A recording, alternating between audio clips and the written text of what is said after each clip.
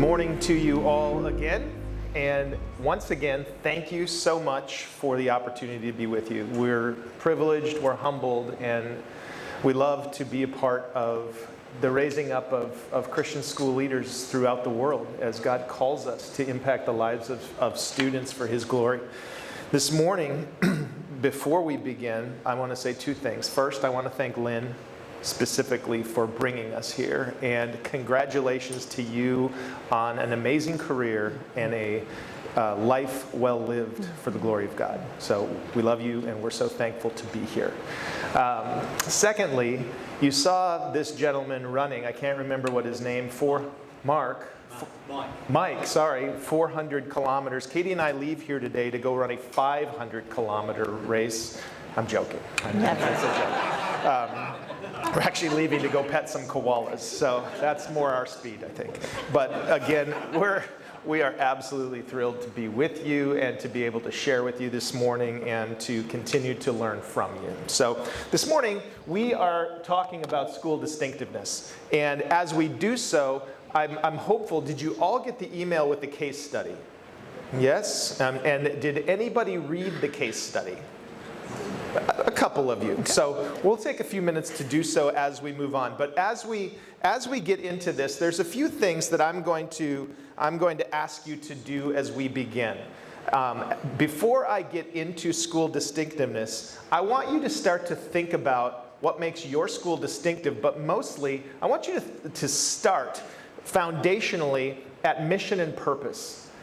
In doing research on the effective elements of great independent schools, the number one point, the number one issue, the number one researched idea behind effective schools are schools who are missional and schools who are purposeful.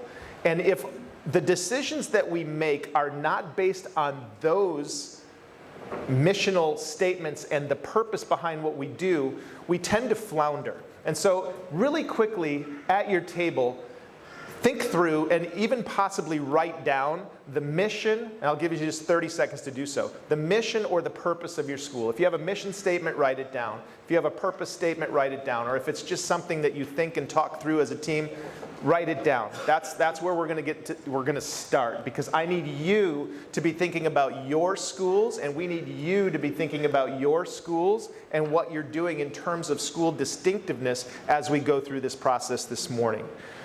So that's one, mission and purpose. I'll give you a few minutes or seconds.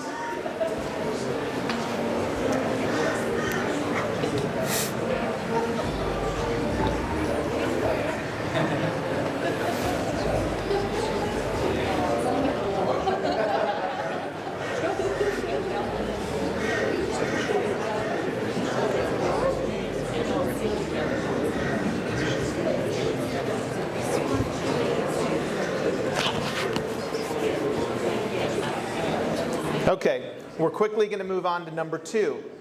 I need you to now think about a couple of other things, and you can write them down or not, but throughout the course of this presentation, again, thinking through who you are and who your school is, what are the biggest threats to your school? Just, you can think about it, you can write it down if you want. What are the biggest threats to your school? And then secondly to that one, what is the value proposition of your school? Why do people choose you? Why would they want to go to you over the free option down the road? Why would they choose you over the non-sectarian or the secular school down the road? What is your value proposition? What makes you distinctive? Really quickly, just think about it, and we'll move on.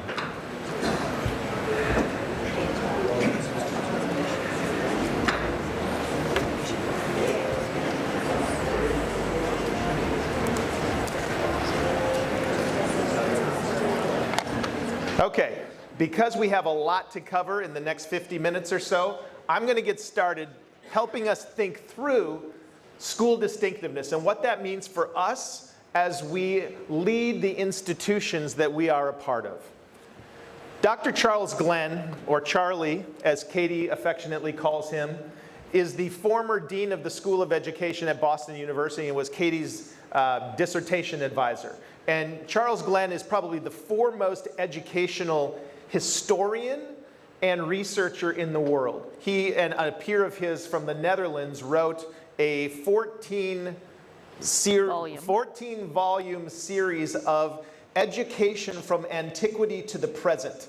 And so he is the kind of foremost thinker in school history and school distinctiveness. He's written a lot about school distinctiveness. And he talks very specifically about this. And one of the things that we know and that he reiterates is that no two schools are, or frankly even should be, the same.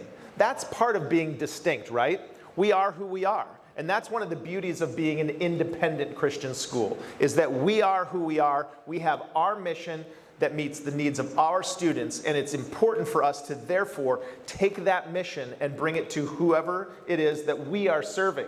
Because the school that I'm at is very different than the school that you're at. And the school that you're at is very different than the school that you're at. And our constituents, our students and their parents and their families need something very different. That is why they chose our mission.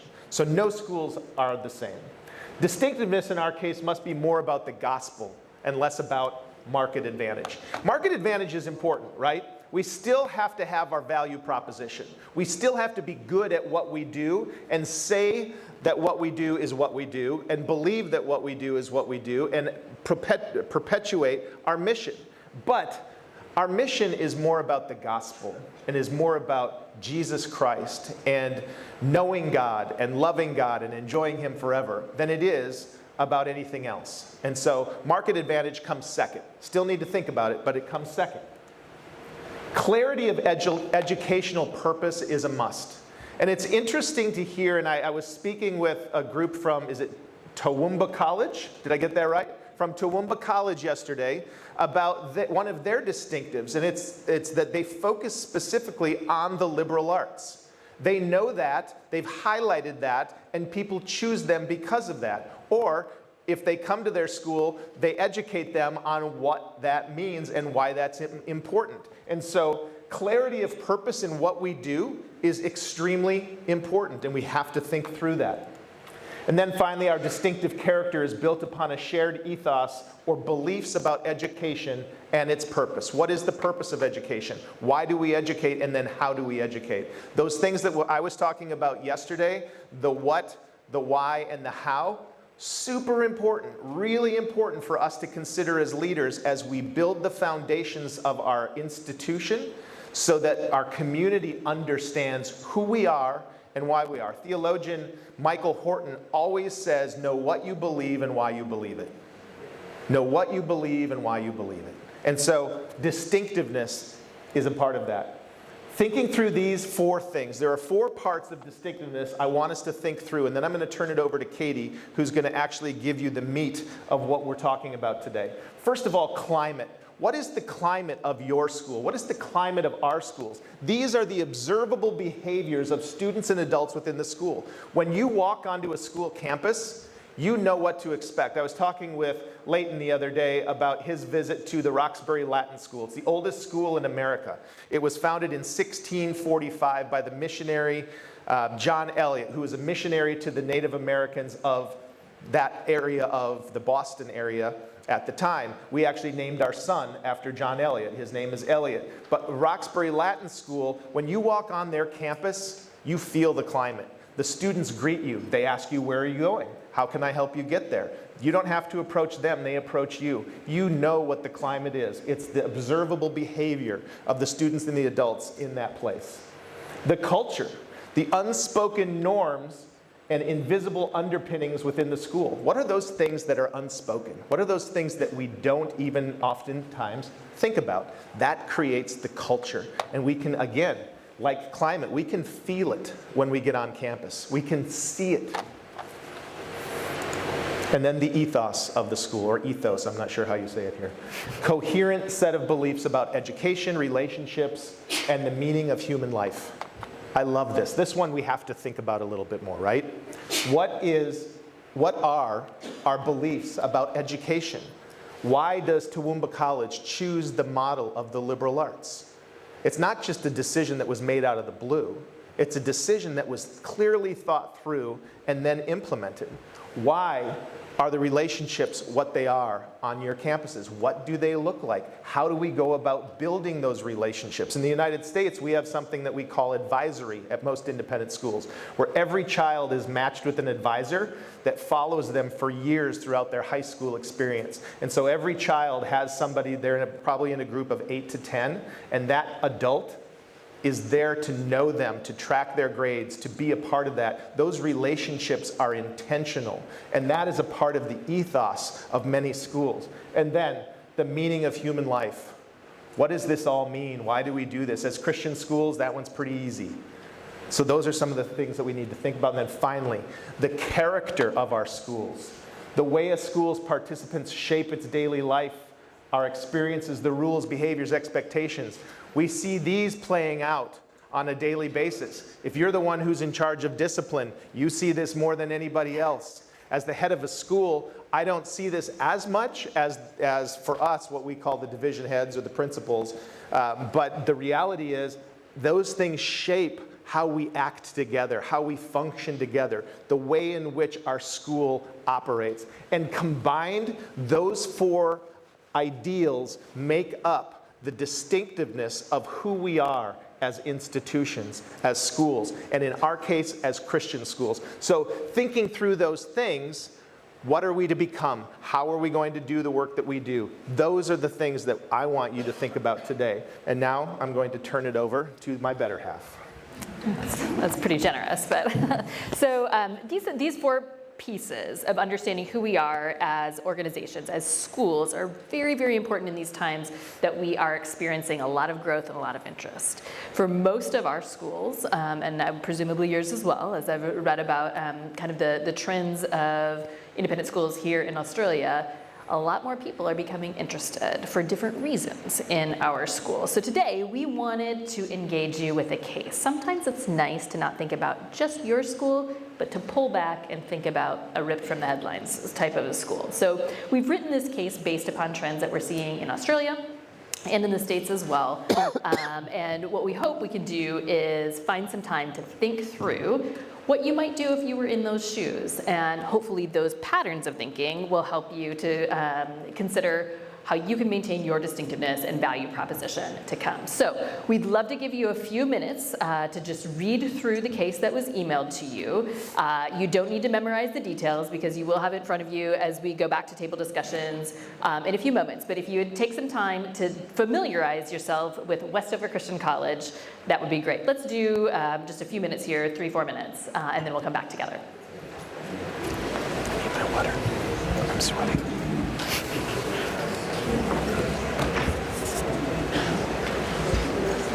Is there a timer on there? Yeah, there we go. Where's the timer? Yeah.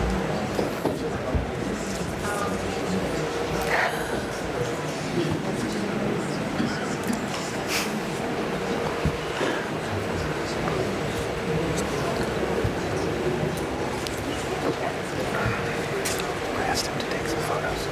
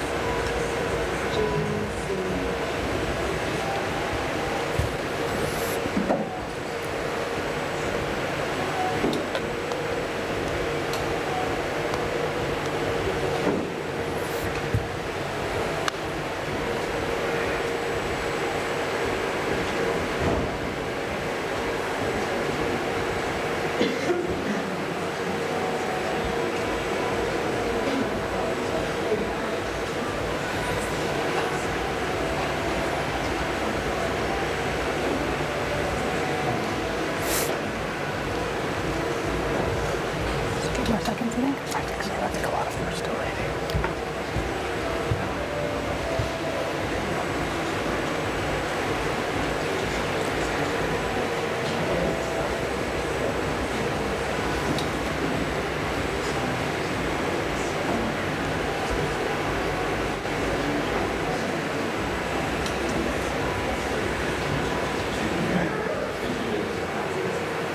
Okay, just a couple more seconds here.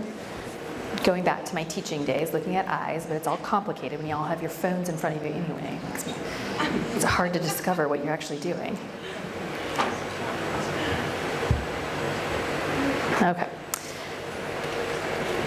All right, and again, you'll have some more time to go back to this as we work through this case. But ideas in terms of why we had this case the way it is. Westover Christian College is maturing under Don's leadership on a very solid foundation that Anne set forth about a decade into her tenure as a school there. That maturation, however, has not come without some growing pains, and that's really what we want to chat about today. What is our foundation? Tim has talked about the what, the why, and the how of Christian schooling and maintaining that distinctive throughout the future as we step into this uncertain future. So that's what we're going to be doing with the case today. Tim. So as you've read the case, what we want you to think through to start with are the distinctives of Westover Christian College. So at your table, and then we'll pull it back together, I want you, there are 4 things that Katie and I have identified. Maybe you'll identify something else. But what in your minds are the distinguishers, the distinctives of Westover Christian College that people choose to come to the school for? What are those things that Westover is doing that attract people, the distinctives of Westover Christian College? So at your table, please spend a few moments together talking through those distinctives, and then I'll pull it back together quickly so that we can cover those 4. So take 2 to 3 minutes, and then we will cover those 4 together.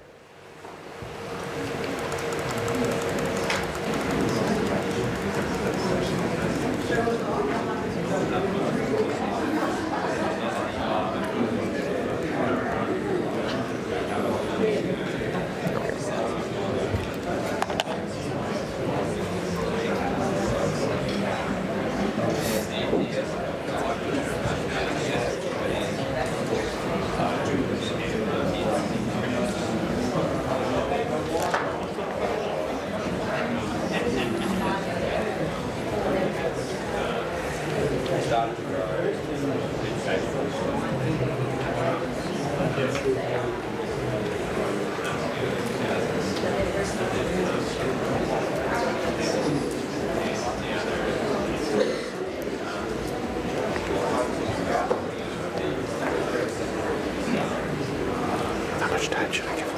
How long? Maybe another 10 seconds. 1 more minute. I was just saying another 10 seconds.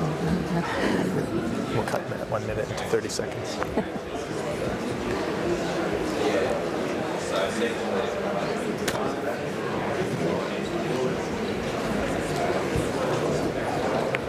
Okay, the shortest minute of your life. Let's pull it back together, since we have got lots to cover in the next 25 minutes or so. But does anyone want to volunteer what you think might be one of the, or some of the distinctives of Westover Christian College? Okay, I'll tell you. The 4 that we've identified that attract people together are biblical worldview. This was something that intentionally was set up by Anne and has now been followed up on. Academic excellence. People come to the school for academic excellence. The reason they attend is for academic excellence. In the United States, interestingly enough, there's been some tension between academic excellence and biblical integrity. And our suggestion at CISA, and our suggestion as Christian school educators, is that there can be no tension between academic excellence and Christianity. They should be one and the same. If we do all as if unto Christ, it ought to be our best. And that we're called to be, academically excellent in all we do. The third one is cohesive community. People, the faculty, the staff, the students, the parents, they're on the same page. At least they were until there was explosive growth, right? At least they were. And so what does that mean? And then there was faculty excellence and unity among the faculty. The faculty, the teaching and the learning was fantastic. So not just the academics, but the actual teachers themselves, not just the programs, but the teachers themselves were excellent. And so thinking through those things, that's what people chose the school for. So let's talk about that more.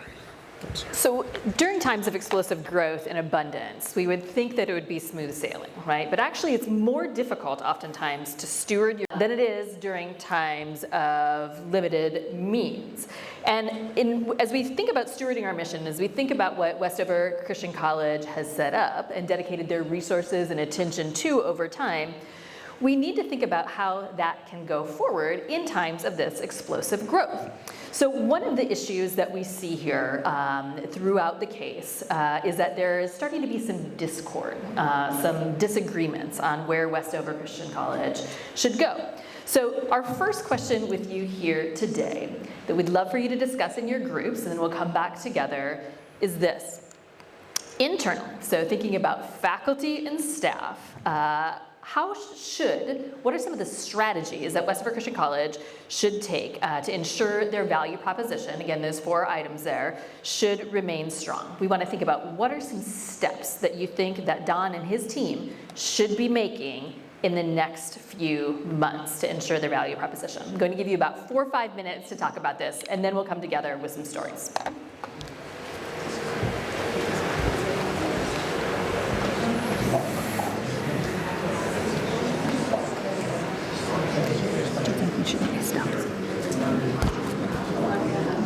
What about how much time?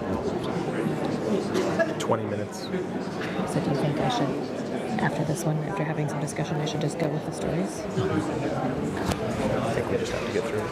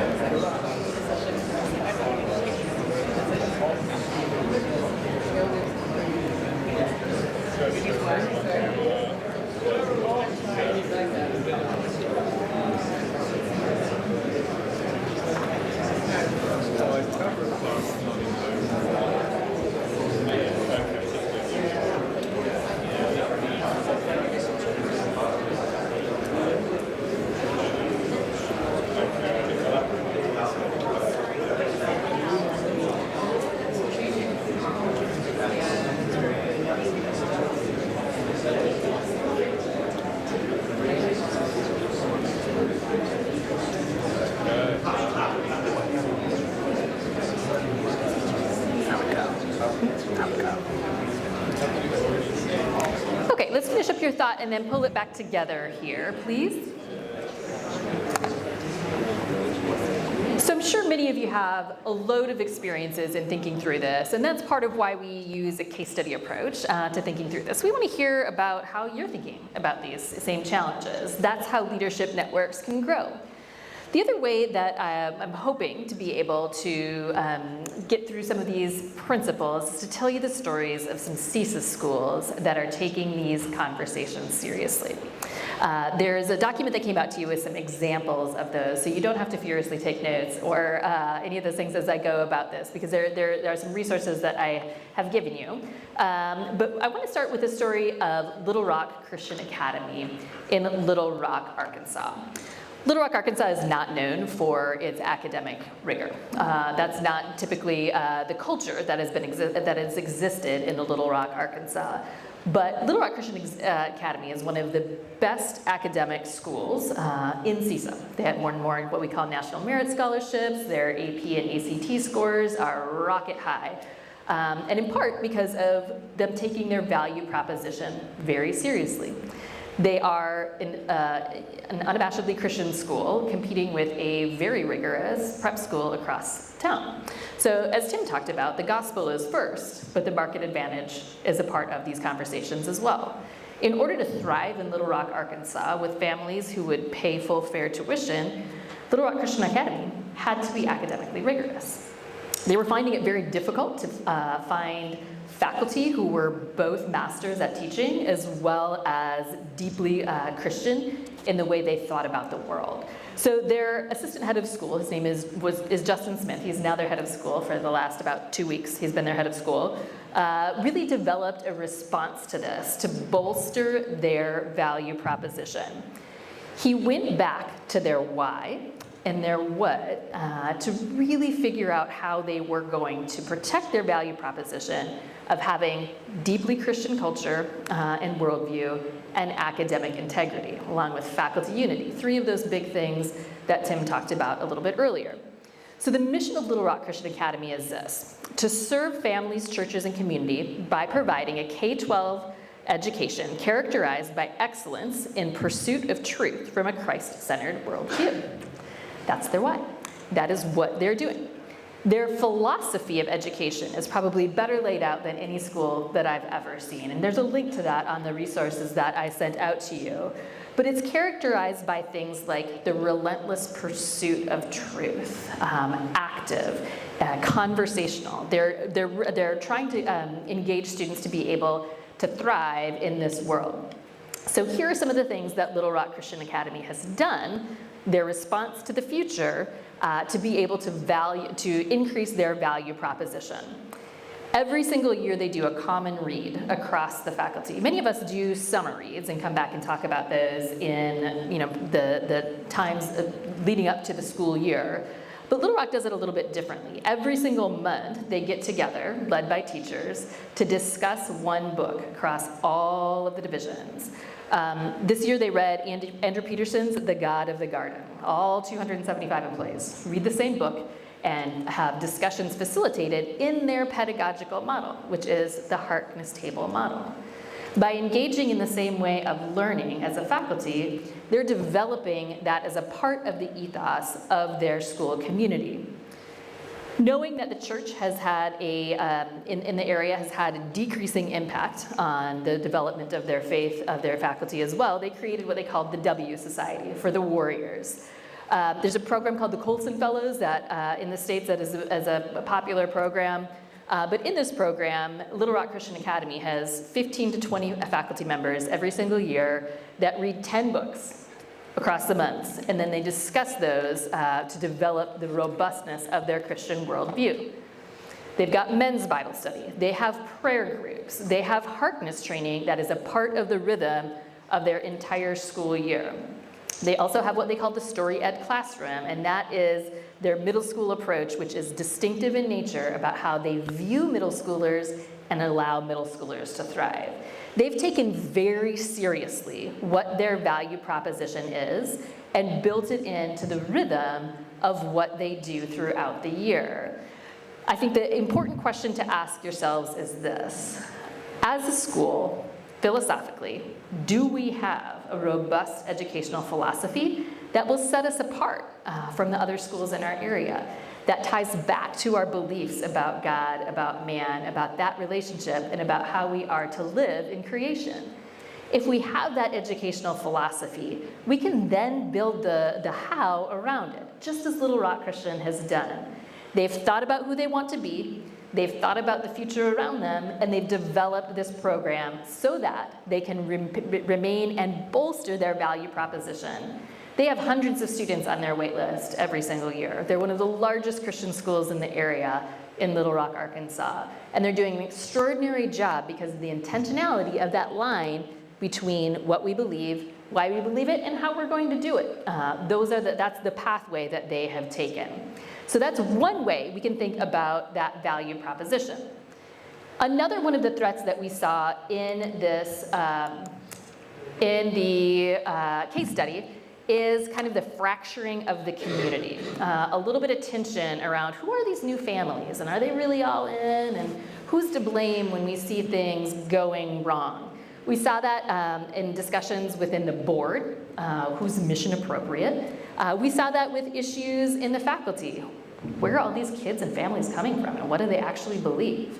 So the next question that I think is an important one to ask, and I'm going to give you about 5 minutes to talk about this, is with respect to school families, knowing that hundreds of students are coming in, families that have probably a different list of priorities than the school might have, how does WCC ensure its value proposition remains strong? I'll give you 4 or 5 minutes to talk about this. If you were Don and his leadership team, what steps would you be taking today to provide for your value proposition in the future? A few minutes.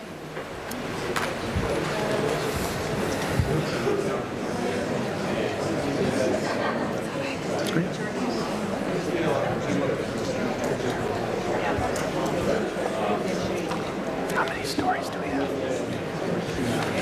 First Academy and then First Academy of Field. First Academy. yeah, we're gonna have to go fast. Because you let Tyler too, don't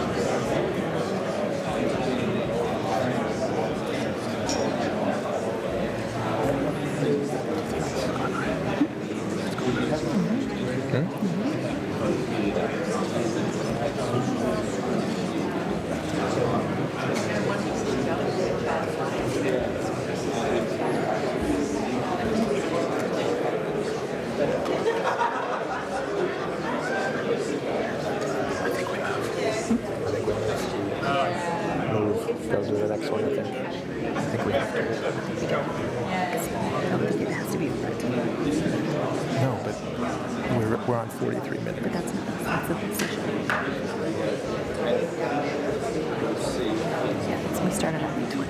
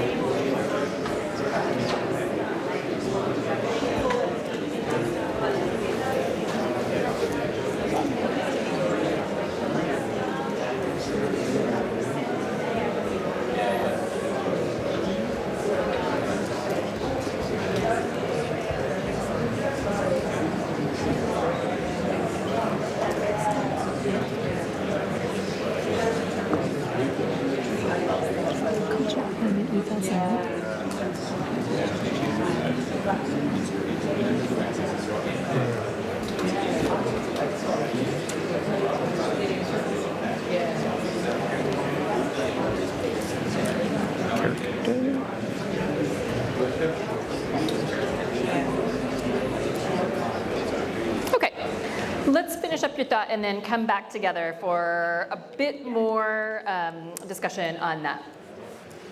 So Tim had talked about, when we're thinking about our distinctiveness, things like culture, climate, ethos, and character. One school, a CISA school, First Academy in Orlando, Florida, has a really unique place to exist, the world of Disney. There's a lot of industry in Orlando, Florida, which means there's a lot of transient nature. Families move in for a couple of years and they move out. The First Academy has taken this idea of bringing new families in to ensure that the ethos, the culture, the climate, and the character of the families are not unknown.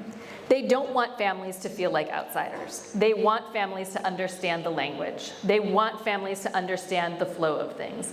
They want families to understand the unspoken parts of the First Academy that make it distinctive. So they have really gone all in and do this beautifully in bringing new families in. I sent my friend Sarah Donovan at the First Academy, who's the assistant head for external affairs, and she really deals with all of the new families. Said, hey, can you just, I know you guys do this really well and I think I understand a lot of it, but could you send me just, what you do for new families? She sent me 4 pages of things that they do for new families, starting with admission all the way through. It's very intentional and it's very wraparound, and it really reflects what they believe and value about what's important. So I want to highlight a couple of those things for you that are very, very reflective of it.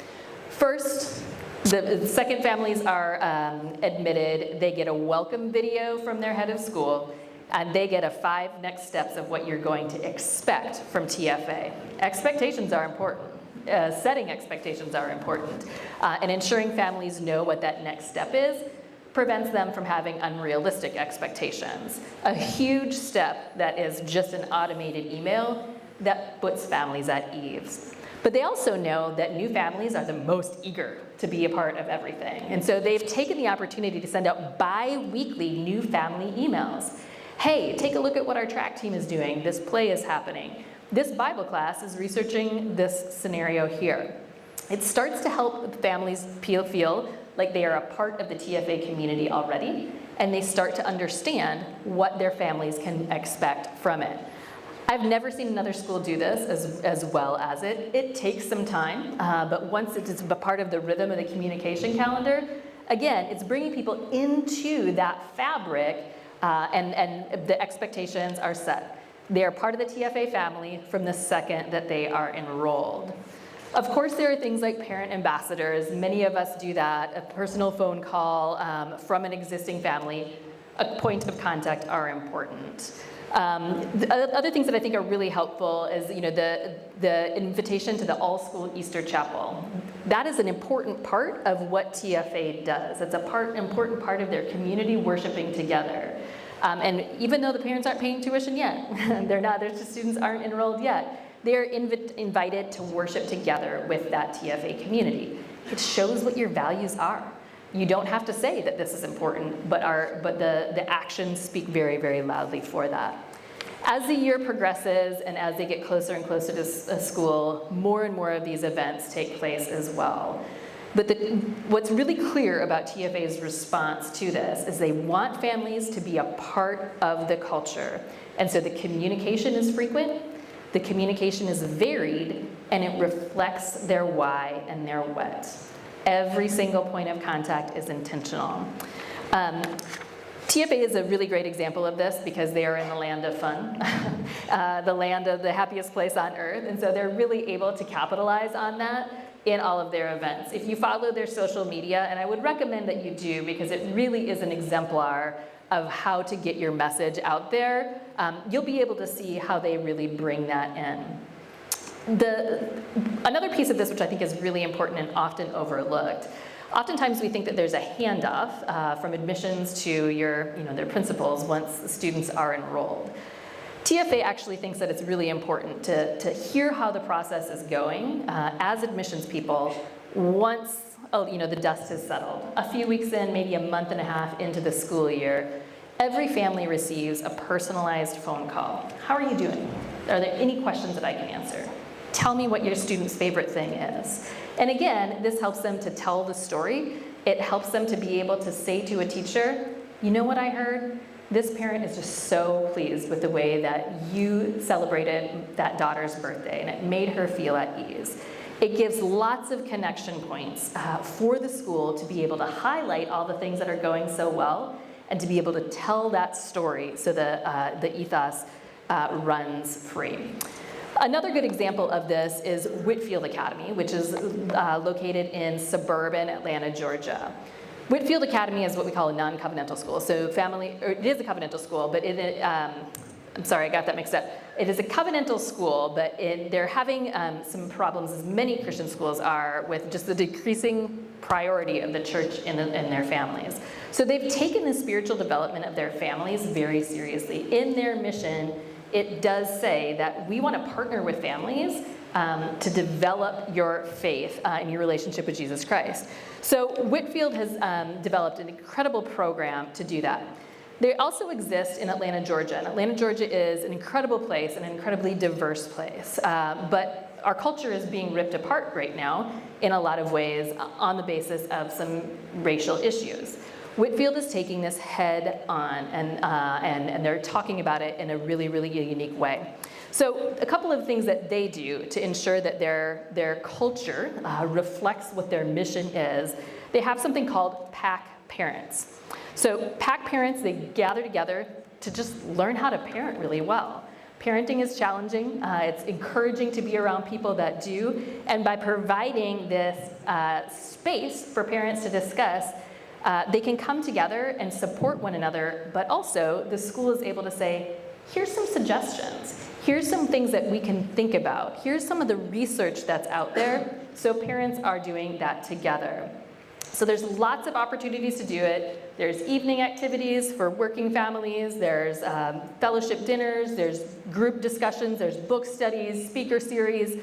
Lots of different ways that the PAC Parenting meets parents where they are and bring them into the mission of what's really important.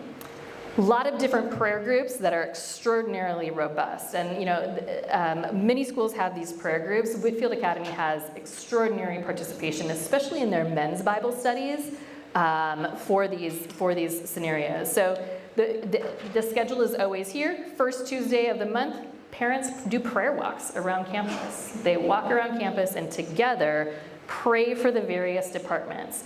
They develop relationships during that time. They are on their campus over time. They are wrapped into it, and they are praying specifically for the students, the teachers, and the faculty. The second Tuesday, divisional. Middle school parents meet, high school parents meet, lower school parents meet, preschool parents meet, and they just pray together for their division in particular. Third Tuesday, everybody prays together, and fourth Tuesday, it's just grade level prayer. So again, it's intentional in developing the relationships horizontally and developing the relationships vertically with the Lord, that they want to be a part of the rhythm of their school. Their men's fraternity, again, is enormous, led by charismatic, scripturally sound men that are intentional about asking people to come.